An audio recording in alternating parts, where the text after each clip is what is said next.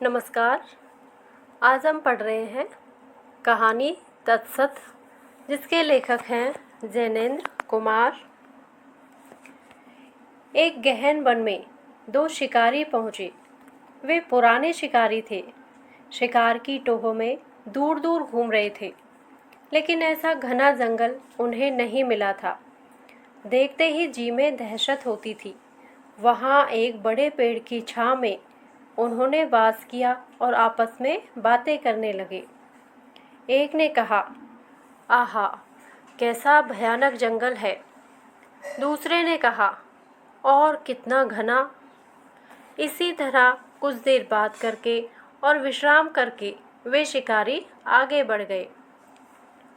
उनके चले जाने पर पास के शीशम के पेड़ ने बड़ से कहा, बड़ दादा, अभी तुम्हारी छाव में ये कौन थे? वे गए। बड़ ने कहा, हाँ, गए। तुम उन्हें नहीं जानते हो? शीशम ने कहा, नहीं, वे बड़े अजीब मालूम होते थे। कौन थे दादा? दादा ने कहा, जब छोटा था तब इन्हें देखा था। इन्हें आदमी कहते हैं। इनमें पत्ते नहीं होते, तना ही तना है। देखा, वे चलते कैसे हैं? अपने तने की दो शाखाओं पर ही चले जाते हैं। शीशम, ये लोग इतने ओछे रहते हैं, ऊंचे नहीं उठते, क्यों दादा? बड़ दादा ने कहा, हमारी तुम्हारी तरह इनमें जड़ें नहीं होती। बड़े तो काहे पर, इससे वे इधर उधर चलते रहते हैं। ऊपर की ओर बढ़ना उन्हें नहीं आता। बिना जड़ न जाने वे जीते किस तरह हैं। इतने में बबूल, जिसमें हवा साफ छनकर निकल जाती थी, रुकती नहीं थी और जिसके तने पर कांटे थे, बोला, दादा ओ दादा, तुमने बहुत दिन देखे हैं। बताओ कि किसी वन को भी देखा है? ये आदमी किसी भयानक वन की बात कर रहे थे। तुमने उस भयावने वन को देखा है? शीशम ने कहा, दादा, हाँ, सुना तो मैंने भी था। वह वन क्या होता है? बड़ दादा ने कहा, सच पूछो तो भाई, इतनी उम्र हुई, उस भयावने वन को तो मैंने भी नहीं देखा। सभी जानवर मैंने देखे हैं, शेर, चीता, भालू, हाथी, भेड़िया, पर वन नाम के जानवर को मैंने अब तक नहीं देखा। एक ने कहा, मालूम होता है वह शेर चीतों से भी डरावना होता है। दादा ने कहा, डरावना जाने तुम किसे कहते हो? हमारी तो सबसे प्रीति है। बबूल ने कहा, दादा, प्रीति की बात नहीं है। मैं तो अपने पास कांटे रखता हूँ, पर वे आदमी वन को भयावना बताते थे। जरूर वह शेर चीतों से बढ़कर होगा। दादा, सो तो होता ही होगा। आदमी की एक टूटी सी टहनी से आग की लपट छोड़कर शेर चीतों को मार देता है। उन्हें ऐसे करते अपने सामने हमने देखा है, पर वन की लाश हमने नहीं देखी। वह ज़रूर कोई बड़ा खौफनाक जीव होगा। इसी तरह उनमें बातें होने लगी। वन को उनमें से कोई नहीं जानता था। आसपास के और पेड़, साल, सेमर, सिरस उस बातचीत में हिस्सा लेने लगे। वन को कोई मानना नहीं चाहता था। उसका कुछ पता नहीं था, पर अज्ञात भाव से उसका डर सबको था। इतने में पास ही जो बांस खड़ा था और जो जरा हवा चलने पर खड़ खड़ सन सन करने लगता था, उसने अपनी जगह से ही सीटी सी आवाज़ देकर कहा, मुझे बताओ क्या बात है। मैं पोला हूँ, मैं बहुत जानता हूँ। बड़ दादा ने गंभीर वाणी से कहा, तुम तीखा बोलते हो। बात यह है कि बताओ, तुमने वन देखा है? हम लोग सब उसको जानना चाहते हैं। बांस ने रीति आवाज़ से कहा, मालूम होता है हवा मेरे भीतर के रिक्त में वन वन वन ही कहती हुई घूमती रहती है, पर ठहरती नहीं। हर घड़ी सुनता हूँ, वन है, पर मैं उसे जानता नहीं हूँ। क्या वह किसी को दिखा है? बड़दादा ने कहा, बिना जाने फिर तुम इतना तेज क्यों बोलते हो? बांस ने सन सन की ध्वनि में कहा, मेरे अंदर हवा इधर से उधर बहती रहती है। मैं खोखला जो हूँ, मैं बोलता नहीं, बजता हूँ, वही मुझ में बोलती है। बड़ ने कहा, वंश बाबू, तुम घने नहीं हो, सीधे ही सीधे हो। कुछ भरे होते तो झुकना जानते, लंबाई में सब कुछ नहीं है। बांश बाबू ने तीव्रता से खड़खड़ सनसन किया कि ऐसा अपमान वह नहीं सहेंगे। देखो वह कितने ऊंचे हैं। बड़दादा ने उधर से आंख हटाकर फिर और लोगों से कहा कि हम सबको घास से इस विषय में पूछना चाहिए। उसकी पहुंच सब कहीं है। वह कितनी व्याप्त है और ऐसी बिछी रहती है कि किसी को उससे शिकायत नहीं होती। तब सबने घास से पूछा, घास री घास, तू वन को जानती है? घास ने कहा, नहीं तो दादा, मैं उन्हें नहीं जानती। लोगों की जड़ों को ही मैं जानती हूँ। उनके फल मुझसे ऊंचे रहते हैं। पद तल के स्पर्श से सबका परिचय मुझे मिलता है। जब मेरे सिर पर चोट ज़्यादा पड़ती है, समझती हूँ यह ताकत का प्रमाण है। धीमे कदम से मालूम होता है यह कोई दुखियारा जा रहा है। दुख से मेरी बहुत विनती है दादा, मैं उसी को चाहती हुई यहाँ से वहाँ तक बिछी रहती हूँ। सभी कुछ मेरे ऊपर से निकलता है, पर वन को मैंने अलग करके कभी नहीं पहचाना। दादा ने कहा, तुम कुछ नहीं बतला सकती? घास ने कहा, मैं बेचारी क्या बतला सकती हूँ दादा। तब बड़ी कठिनाई हुई। बुद्धिमती घास ने जवाब दे दिया, बागमी वंश बाबू भी कुछ न बता सके और बड़दादा स्वयं अत्यंत जिज्ञासु थे। किसी की समझ में नहीं आया कि वन नाम के भयानक जंतु को कहाँ से कैसे जाना जाए। इतने में पशुराज सिंह वहाँ आए। पैने दांत थे, बालों से गर्दन शोभित थी, पूंछ उठी थी। धीमी गर्वीली गति से वह वहाँ आए और किलक किलक कर बहते जाते हुए निकट एक चश्मे में से पानी पीने लगे। बड़दादा ने पुकार कर कहा, ओ सिंह भाई, तुम बड़े पराक्रमी हो, जाने कहाँ कहाँ छापा मारते हो। एक बात तो बताओ भाई। शेर ने पानी पीकर गर्व से ऊपर को देखा, दहाड़ कर कहा, कहो क्या कहते हो। बड़दादा ने कहा, हमने सुना है कि कोई वन होता है जो यहाँ आसपास है और बड़ा भयानक है। हम तो समझते थे कि तुम सबको जीत चुके हो। उस वन से कभी तुम्हारा मुकाबला हुआ है? बताओ वह कैसा होता है। शेर ने दहाड़ कर कहा, लाओ सामने वह वन, जो अभी मैं उसे फाड़ चीर कर ना रख दूँ। मेरे सामने वह भला क्या हो सकता है। बड़दादा ने कहा, तो वन से कभी तुम्हारा सामना नहीं हुआ? शेर ने कहा, सामना होता तो क्या वह जीता बच सकता था? मैं अभी दहाड़ देता हूँ। हो अगर कोई वन तो आए वह सामने, खुली चुनौती है, या वह है या मैं हूँ। ऐसा कहकर उस वीर सिंह ने वह तुमुल घोर गर्जन किया कि दिशाएं कांपने लगी। बड़दादा के देह के पत्र खड़खड़ करने लगे। उनके शरीर के कोटर में वास करते हुए शावक ची ची कर उठे। चहुं ओर जैसे आतंक भर गया, पर वह गर्जन गूंज कर रह गई। हुंकार का उत्तर कोई नहीं आया। सिंह ने उस समय गर्व से कहा, तुमने यह कैसे जाना कि कोई वन है और वह आसपास रहता है? जब मैं हूँ, आप सब निर्भय रहिए कि वन कोई नहीं है, कहीं नहीं है। मैं हूँ, तब किसी और का खटका आपको नहीं रखना चाहिए। बड़दादा ने कहा, आपकी बात सही है। मुझे यहाँ सदियाँ हो गई हैं। वन होता तो दिखता अवश्य। फिर आप हो तब कोई और क्या होगा।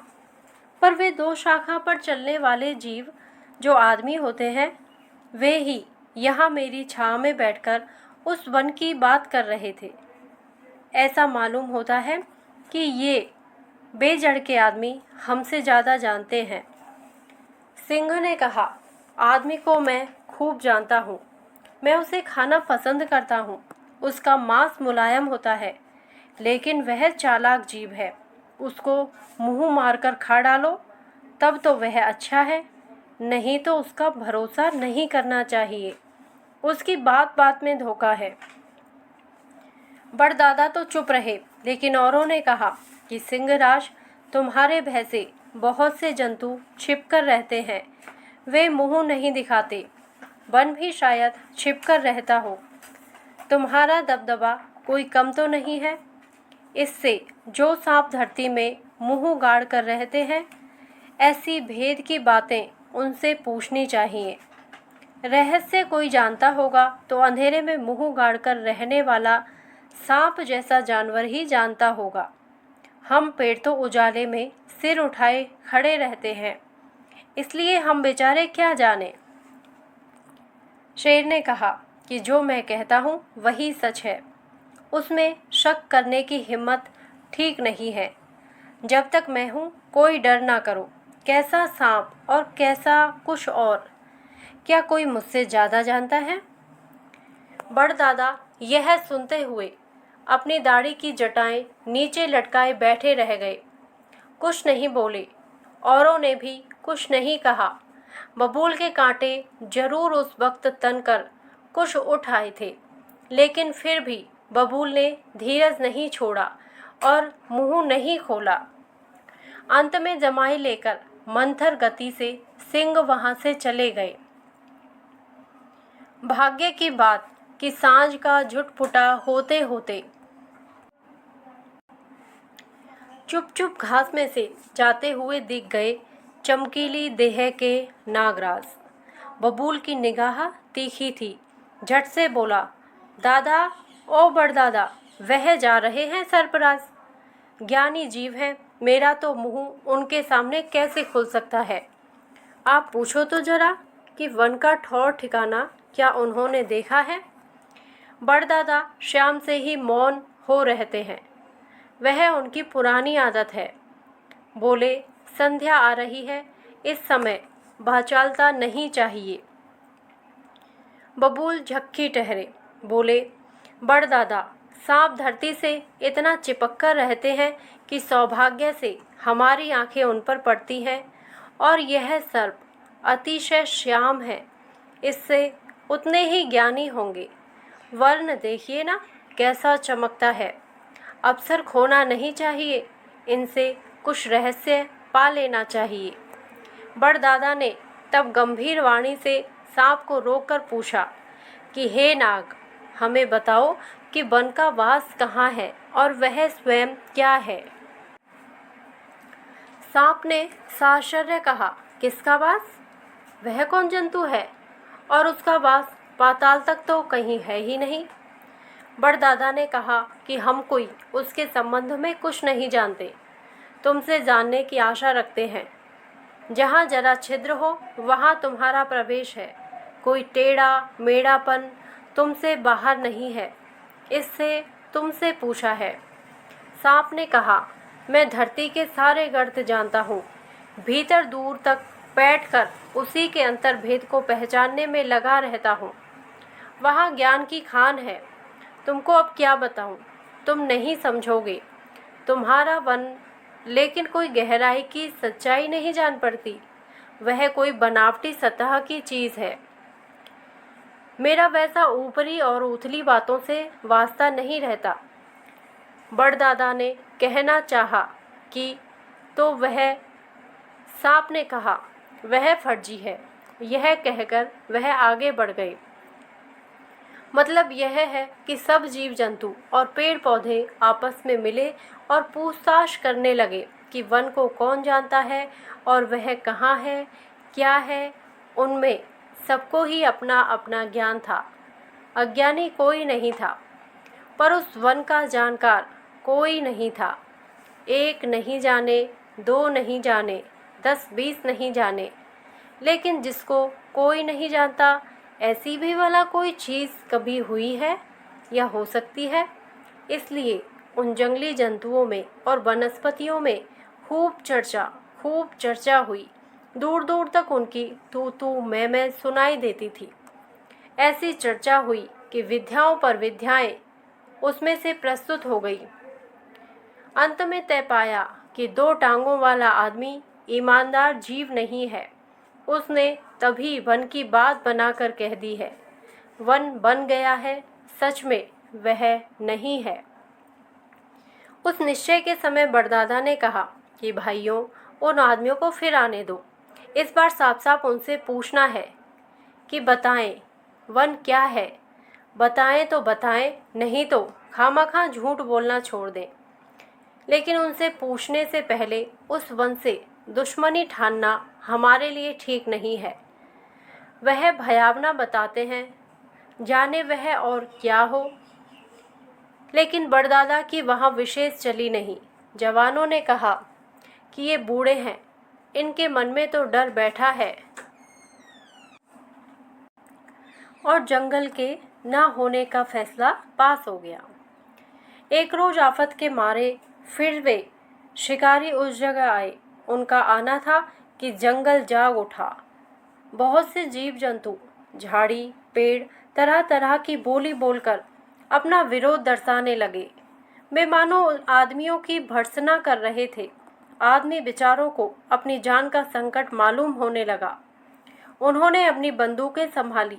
इस टूटी सी टहनी को जो आग उगलती है, वह बड़दादा पहचानते थे। उन्होंने बीच में पड़कर कहा, अरे तुम लोग अधीर क्यों होते हो? इन आदमियों के खत्म हो जाने से हमारा तुम्हारा फैसला निर्भ्रम कहलाएगा। जरा तो ठहरो, गुस्से से कहीं ज्ञान हासिल होता है। ठहरो, इन आदमियों से उस सवाल पर मैं खुद निपटारा किए लेता हूँ। यह कहकर बड़दादा आदमियों को मुखातिब करके बोले, भाई आदमियों, तुम भी पोली चीज़ों का नीचा मुंह करके रखो जिनमें तुम आग भरकर लाते हो। डरो मत। अब यह बताओ कि वह जंगल क्या है जिसकी तुम बात किया करते हो? बताओ वह कहाँ है? आदमियों ने अभय पाकर अपनी बंदूकें नीची कर ली और कहा, यह जंगल ही तो है जहाँ हम सब हैं। उनका इतना कहना था कि चींची की सवाल पर सवाल होने लगे। जंगल यहाँ कहाँ है? कहीं नहीं है। तुम हो, मैं हूँ, यह है, वह है। जंगल फिर हो कहाँ सकता है? तुम झूठे हो, धोखेबाज, स्वार्थी। खत्म करो इनको। आदमी यह देखकर डर गए। बंदूकें संभालना चाहते थे कि बड़दादा ने मामला संभाला और पूछा, सुनो आदमियों, तुम झूठे साबित होंगे तभी तुम्हें मारा जाएगा। क्या यह आग फेंकने लिए फिरते हो? तुम्हारी बोटी का पता ना मिलेगा। और अगर झूठे नहीं हो तो बताओ जंगल कहाँ है? उन दोनों आदमियों में से प्रमुख ने विस्मय से और भय से कहा, हम सब जहाँ हैं वही तो जंगल है। बबूल ने अपने कांटे खड़े करके कहा, बको मत। वह समेर है, वह सिरस है, वह साल है, वह घास है, वह हमारे सिंहराज है, वह पानी है, वह धरती है। तुम जिनकी छाँव में हो वह हमारे बड़दादा हैं। तब तुम्हारा जंगल कहाँ है? दिखाते क्यों नहीं? तुम हमको धोखा नहीं दे सकते। प्रमुख पुरुष ने कहा, यह सब कुछ ही जंगल है। इस पर गुस्से में भरे हुए कई वंचरों ने कहा, बात से बचो नहीं, ठीक बताओ, नहीं तो तुम्हारी खैर नहीं है। अब आदमी क्या कहे? परिस्थिति देखकर वे बेचारे जान से निराश होने लगे। अपनी मानवीय बोली में, अब तक प्राकृतिक बोली में बोल रहे थे। एक ने कहा, यार कह क्यों नहीं देते कि जंगल नहीं है? देखते नहीं किनसे पाला पड़ा है? दूसरे ने कहा, मुझसे तो कहा नहीं जाएगा। तो क्या मरोगे? सदा कौन जिया है? इससे इन भोले प्राणियों को भुलावे में कैसे रखूं? यह कहकर प्रमुख पुरुष ने सबसे कहा, भाइयों, जंगल कहीं दूर या बाहर नहीं है, आप लोग सभी वह हो। इस पर फिर गोलियों से सवालों की बौछार उन पर पड़ने लगी। क्या कहा? मैं जंगल हूँ? तब बबूल कौन है? झूठ। क्या मैं यह मानूं कि मैं बांस नहीं जंगल हूँ? मेरा रोम रोम कहता है मैं बांस हूँ, और मैं घास, और मैं शेर, और मैं सांप। इस भांति ऐसा शोर मचा कि उन बेचारे आदमियों की अकल गुम होने को आ गई। बड़ दादा ना हो तो आदमियों का काम वहाँ तमाम था। उस समय आदमी और बड़ दादा में कुछ ऐसी धीमी धीमी बातचीत हुई कि वह कोई सुन नहीं सका। बातचीत के बाद वह पुरुष उस विशाल बड़ के वृक्ष के ऊपर चढ़ता दिखाई दिया। चढ़ते चढ़ते वह उसकी सबसे ऊपर की फुनगी तक पहुंच गया। वहां दो नए नए पत्तों की जोड़ी खुले आसमान की तरफ मुस्कुराती हुई देख रही थी। आदमी ने उन दोनों को बड़े प्रेम से पुचकारा। पुचकारते समय ऐसा मालूम हुआ जैसे मंत्र रूप में उन्हें कुछ संदेश भी दिया है। वन के प्राणी यह सब कुछ स्तब्ध भाव से देख रहे थे। उन्हें कुछ समझ में न आ रहा था। देखते देखते पत्तों की वह जोड़ी उद्ग्रीव हुई, मानो उनमें चैतन्य भर आया। उन्होंने अपने आसपास और नीचे देखा। जाने उन्हें क्या दिखा कि वे कांपने लगे। उनके तन में लालिमा व्याप गई। कुछ क्षण बाद मानो वे एक चमक से चमक आई, जैसे उन्होंने खंड को कुल में देख लिया कि कुल है, खंड कहाँ है। वह आदमी अब नीचे उतर आया था और अन्य वंचरों के समकक्ष खड़ा था। बड़ दादा ऐसे स्थिर शांत थे, मानो योग मग्न हो कि सहसा उनकी समाधि टूटी। वे जागे, मानो उन्हें अपने चरम शीर्ष से अभ्यंतराभ्यंतर में से तभी कोई अनुभूति प्राप्त हुई हो। उस समय सब प्रश्न मौन व्याप्त था। उसे भंग करते हुए बड़ दादा ने कहा, वह है। कहकर वह चुप हो गए। साथियों ने दादा को संबोधित करते हुए कहा, दादा दादा। दादा ने इतना ही कहा, वह है, वह है। कहाँ है, कहाँ है? सब कहीं है, सब कहीं है। और हम नहीं, वह है। धन्यवाद। यदि आपको यह कहानी अच्छी लगी हो तो प्लीज़ मेरे वीडियो को लाइक करें, शेयर करें और मेरे चैनल को सब्सक्राइब करें। Thank you.